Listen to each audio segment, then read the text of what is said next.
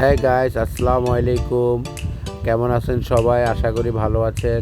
এই দেখুন, ওভারলোডিং গাড়িটা ছোট গাড়ি, কিন্তু মালামাল নিয়েছে অনেক বেশি। সম্ভবত গাড়িটা যশোর থেকে এসেছে। এই গাড়িতে কী মাল আমি জানি না। গাড়িটা অনেক আস্তে চলতেছে। আমি অনেকক্ষণ ছিলাম এই গাড়ির পিছনে।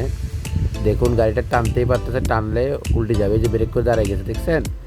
গাড়িটা নিয়ে ড্রাইভার অনেক রিক্সে গাড়িটা নিয়ে চলে আসছে।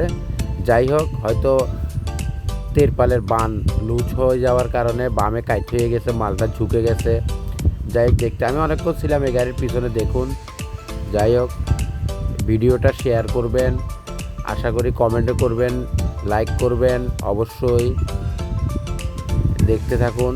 এই ধরনের ভিডিও দেখতে হলে আমার এই পেজটা ফলো দিয়ে থাকবেন। এই গাড়িটা দেখুন, এটা বডি থেকেও 28 চাকার একটি গাড়ি, বডি থেকেও 4 ফুট বড়। এই মালগুলো কী মাল আমি জানি না, সম্ভবত চায়না থেকে আসছে। দেখুন, 4 ফুট বড়।